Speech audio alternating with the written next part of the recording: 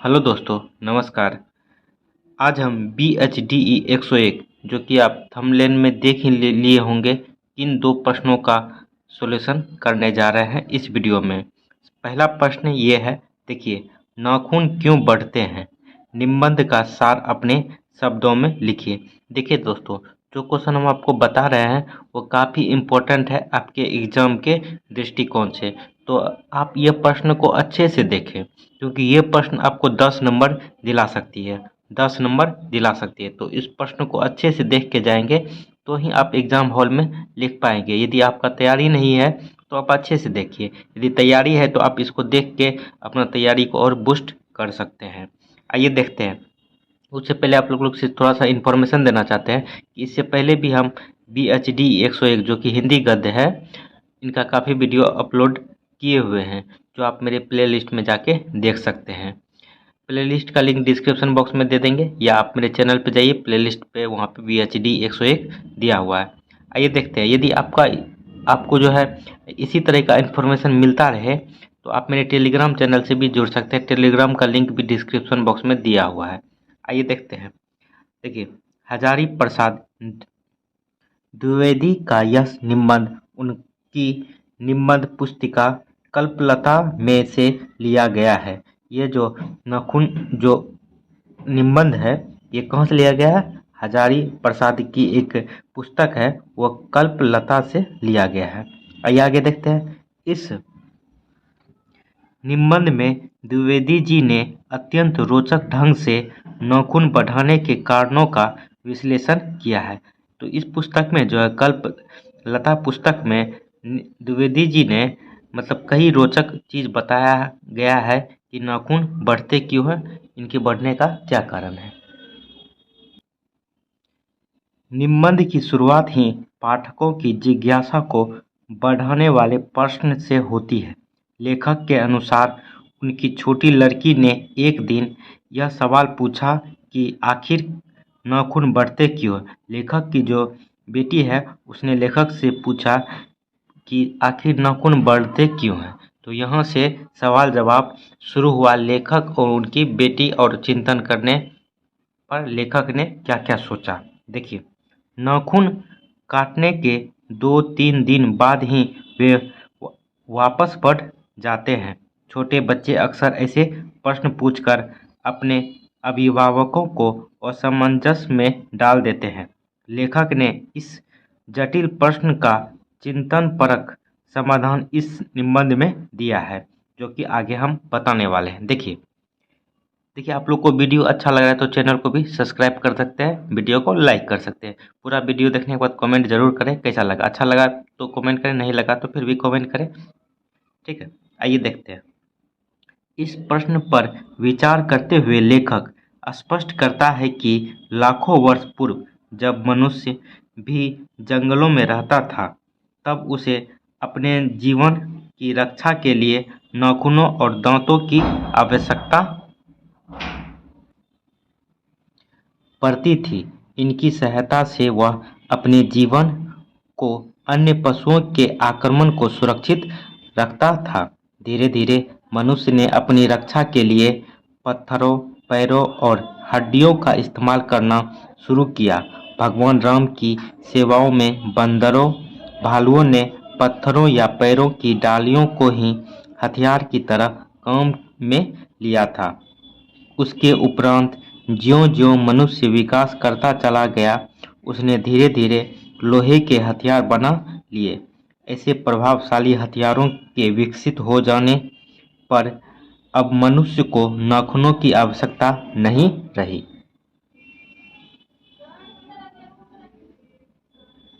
देखिए, फिर भी आदिकालीन हिंसक प्रवृत्ति के कारण मनुष्य के नाखून बढ़ते ही चले गए। आज भी वे बढ़ते जा रहे हैं, पर आज मनुष्य नाखून काटकर उस आदिम बर्बरता से मुक्त होना चाहता है। आज भले ही वह नाखूनों को काट रहा हो, लेकिन वह अपनी हिंसक प्रवृत्ति से उबर नहीं पाया है। आज तो मनुष्य ने एटम बम सरीखे महाविनाशकारी हथियार बना लिए हैं, जो एक क्षण में ही समूची मानवीय सभ्यता को नष्ट कर सकते हैं। हिरोशिमा का हत्याकांड इसकी गवाही देता है। आइए आगे देखते हैं। देखिए, जब नाखूनों की आवश्यकता थी तब उनको सहेजने के उपाय भी दिए जाते थे। जब नाखून की आवश्यकता थी तो उसको मतलब नेल पॉलिश वगैरह सब लगा के उसको सहेजना भी का भी उपाय था उस टाइम। देखिए आगे, प्राचीन पुस्तकों में नाखूनों को सजाने संवारने संबंधी उल्लेख मिलते हैं।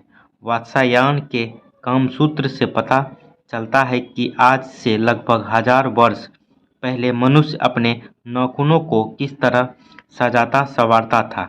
नाखून बढ़ना बर्बरता की निशानी है, लेकिन प्राचीन भारत में लोगों को ऐसी पाशविक प्रवृत्तियों से बचने तथा सत्वृत्तियों को अपनाने की प्रेरणा दिया करते थे। देखिए आगे देखिए, आप लोग के लिए खुद से मैं नोट्स बना के लाता हूँ, तो आप लोग भी अच्छे ढंग से पढ़ाई कीजिए, चैनल को भी सब्सक्राइब कर दीजिए।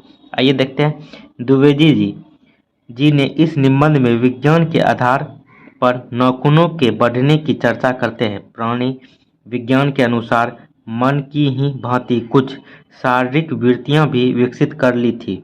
वर्षों के अभ्यास के कारण मानव शरीर ने अपने भीतर ऐसी विशेषताएं विकसित कर ली है कि अब बिना प्रयत्न के ही वे सब वृत्तियां अपने आप सक्रिय हो जाती है।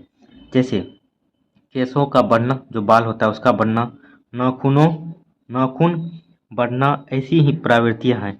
इनकी वृद्धि के बारे में मनुष्य सोचता नहीं है।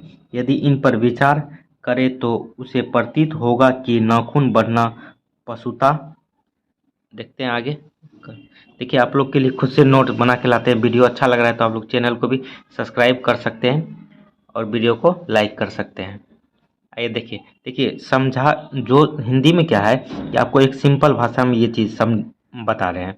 इसमें समझाना क्या, यदि समझाने जाएंगे जो वीडियो 20 मिनट 25 मिनट में 2 क्वेश्चन आपका कवर हो जाएगा, उसमें लग जाएगा आपको लगभग 30 से 40 मिनट। तो उतना टाइम हम आपको किल क्यों करेंगे। देखिए, हिंदी में समझना क्या है कि इस टाइप का क्वेश्चन आता है, आप कैसे लिख सकते हैं। जो समझाने वाला टर्म होगा वो ज़रूर आपको समझाएंगे, जो नहीं है तो आप लोग इसको एक ध्यान में रख सकते हैं इस चीज़ को। ठीक है। अब बहुत लड़का बोलता है कि सर समझाते नहीं। हिंदी में क्या समझाना है, हिंदी में आपको पढ़ना है, समझना है। जो वर्ड समझने वाला नहीं होगा आप लोग को, वो मैं खुद समझा दूंगा उस चीज़ को। ठीक है। यदि समझाने जाएंगे तो जो वीडियो 20 मिनट का होगा वो 40 मिनट का बनेगा, तो आप लोग देखिएगा नहीं इतना लंबा वीडियो, फिर वहाँ पे आएगा कि आप इतना लंबा वीडियो बना के देते हैं। तो आप लोग को एक वर्ड आ जाएगा आपके दिमाग में कि सर किस तरह से बता रहा है और किस किस टर्म को ला के रख रहे हैं इस वीडियो में। ठीक है। तो आइए देखिए, की निशानी है, पशुता की निशानी है तथा उन्हें काटना मनुष्यता की प्रवृत्ति है। आज मनुष्य विकास को प्राप्त कर चुका है, इसलिए उसे मनुष्यता की रक्षा के लिए पशुता की निशानी वाले नाखूनों को काट लेना पड़ता है। देखिए आगे, निबंध में द्विवेदी जी ने मानवीय प्रगति के बारे में विचार किया है। मनुष्य ने इतनी उन्नति तो कर ली है, लेकिन वह अपनी पशुता से भी अभी तक मुक्त नहीं हो पाया है। मनुष्य हथियार बना रहा है। यह प्रगति की कौन सी दिशा है, विकास की या विनाश की। लेखक ने भारतीय संस्कृति की इन खूबियों को यहाँ प्रकट किया है जो विनाश की ओर मानव के कदमों को रोक सकते हैं। इनमें प्रमुख है स्व पर नियंत्रण, मतलब खुद पे नियंत्रण। ठीक है। मनुष्यों के अच्छे आचरणों को प्रोत्साहित करना भी इनमें शामिल है। आइए आगे देखते हैं। देखिए, गांधी जी ने कहा था कि केवल बाहरी उन्नति कर लेना ही पर्याप्त नहीं है। असली बात है मनुष्य का अपनी पशुता की प्रवृत्ति को जीत लेना। अंत में लेखक कहता है कि एक दिन शायद ऐसा भी आ सकता है कि मनुष्य के नाखून बढ़ने बंद हो जाए। जैसे मनुष्य की पूंछ गायब हो गई है, वैसे ही प्राणी विज्ञान के सिद्धांतों के अनुसार शरीर के अनावश्यक अंग गायब हो जाते हैं। मनुष्य जिस दिन हथियार बनाना बंद कर देगा तथा अपनी, आइए आगे देखते हैं, अपनी पशुता को जीत लेगा, उस दिन नाखून भी बढ़ने बंद हो जाएंगे। इसके लिए उसे ईर्ष्या, हिंसा, क्रूरता को तो छोड़ना होगा तथा मैत्री, प्रेम, त्याग जैसे भारतीय आदर्शों को अपनाना होगा। आत्म संयम, दूसरे की भावनाओं का आदर करना आदि विशेषताएं मानवीय गौरव की सूचना देते हैं। इन्हें अपनाए जाने पर ही मनुष्य होने की सच्चे अर्थों में सार्थकता प्राप्त हो सकेगी। द्विवेदी जी अंत में अपने इस विश्वास को प्रकट करते हैं कि आखिरकार मनुष्य अपनी पशुता की प्रवृत्तियों पर नियंत्रण प्राप्त कर लेने में जरूर सफल हो सकेगा। ठीक है, आइए दूसरा क्वेश्चन देखते हैं। पहला क्वेश्चन आप देख लीजिए, थंबनेल में 2 क्वेश्चन दिया हुआ था। एक गद्य और पद्य के बीच में अंतर भी स्पष्ट करने के लिए कहा जा रहा था, तो इसको भी आप देखिए, क्योंकि ये भी प्रश्न काफ़ी इंपॉर्टेंट है और कई बार आपके एग्जाम में पूछा गया। जितना भी क्वेश्चन आपको हम बताए हैं, आप मेरे प्लेलिस्ट चेक कर लीजिए, वो सारे एग्जाम में रिपीटेड क्वेश्चन है, काफ़ी बार एग्जाम में पूछा गया है। इसलिए आप लोग को इम्पोर्टेंट क्वेश्चन ही ला के आप लोग को बता रहे हैं, ऐसा नहीं कि कुछ भी जाके बता देना, क्योंकि आप प्रीवियस ईयर का कोई भी क्वेश्चन उठा के देखिएगा, जितना भी क्वेश्चन हम बताए वे सारे पूछा गया है क्वेश्चन, इसलिए आप इसे ध्यान से देखें। ठीक है, आइए देखते हैं, गद्य तथा पद्य में अंतर स्पष्ट कीजिए। देखिए, गद्य के बारे में एक वीडियो हम बनाए हुए थे, काफ़ी लंबा वीडियो था, और वो उसमें बताए हुए थे गद्य किसे कहते हैं, गद्य का निर्माण कैसे होता है, गद्य की विशेषता क्या होता है, ये सब सारा चीज़ हम बताए हुए हैं। आप मेरे प्लेलिस्ट में जाके देख सकते हैं। देखते हैं, गद्य तथा पद्य में अंतर स्पष्ट कीजिए। आइए देखते हैं। देखिए, सामान्यतः मनुष्य की बोलने या लिखने पढ़ने की छंदर रहित साधारण व्यवहार की भाषा को गद्य यानी इंग्लिश में प्रोज कहा जाता है। इसमें केवल आंशिक सत्य है, क्योंकि इसमें गद्यकार के रचनात्मक बोध की अवहेलना है। साधारण व्यवहार की भाषा भी गद्य तभी कही जा सकती है जब यह व्यवस्थित और स्पष्ट हो।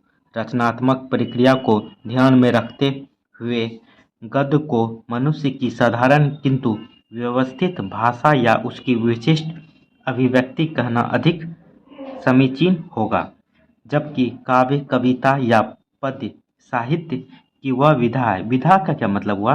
विधा मतलब होता है श्रेणी।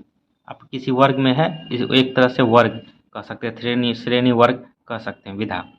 ठीक है, जिसमें किसी कहानी या मनोभाव को कलात्मक रूप से किसी भाषा के द्वारा अभिव्यक्त किया जाता है।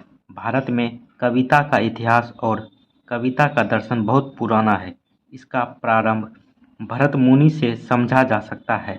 कविता का शाब्दिक अर्थ है काव्यात्मक रचना या कवि की कृति जो छंदों की श्रृंखलाओं में विधिवत बांधी जाती है।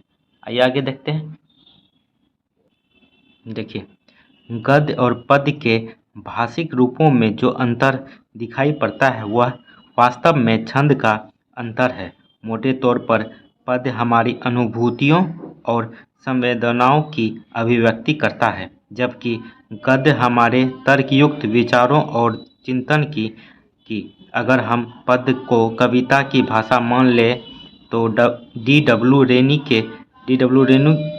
के शब्दों में कह सकते हैं कि कविता बौद्धिक सर्जना करती है और गद्य बौद्धिक निर्माण करता है। पद्य अर्थात कविता की भाषा सांकेतिक होती है, जबकि गद्य विवरणात्मक होता है। गद्य के द्वारा पाठक और श्रोता को लेखक और वक्ता के अभिप्रेत विचारों के अपेक्षाकृत निकटतर लाया जा सकता है। देखिए, कैसा लगा वीडियो कमेंट करके ज़रूर बताएं। नेक्स्ट वीडियो में जो है आपको यह प्रश्न बताएंगे, इस पर संक्षिप्त यात्रा वृत्तांत और रिपोर्टाज। तो देखिए, ये दोनों क्वेश्चन आपको ये दोनों काफ़ी बार एग्जाम में पूछा गया और 6 नंबर का ये क्वेश्चन पूछ लिया जाता है। ठीक है, और 150 शब्दों में इसका आंसर देना होता है। तो यात्रा वृत्तांत का तो हम खुद तैयार कर रहे हैं, क्योंकि वीडियो काफ़ी लंबा होता जा रहा है, तो यहीं तक रहने देते हैं। तो नेक्स्ट वीडियो में आपको ये 2 प्रश्न आपको हम बताएंगे। तो इसके लिए चैनल को सब्सक्राइब कर दें, वीडियो को लाइक कर दें। आप मेरे टेलीग्राम चैनल से भी जुड़ सकते हैं, वहाँ पर भी जब यह वीडियो अपलोड करेंगे तो वहाँ लिंक शेयर कर देंगे, तो टेलीग्राम चैनल ज्वाइन कर लीजिए आप लोग। वहाँ आपको फ़ायदा बहुत मिलेगा। टेलीग्राम चैनल से काफ़ी इंपॉर्टेंट इग्नू का जो नोटिफिकेशन आता है एग्जाम से रिलेटेड, कुछ भी रिलेटेड, वहाँ पे लिंक शेयर करते रहते हैं। आप उसे देख के पता करते रहिएगा कब से एग्जाम स्टार्ट है, फॉर्म कब से, ये सारी इन्फॉर्मेशन वहाँ पे दी जाती है। तो आप लोग टेलीग्राम चैनल जरूर ज्वाइन कर ले। नेक्स्ट वीडियो में आपको ये कर देंगे। तो कैसा लगा वीडियो, कमेंट करके जरूर बताएं। चैनल को भी सब्सक्राइब कर दें, वीडियो को लाइक कर दें, दोस्तों के साथ भी जरूर शेयर कर सकते हैं।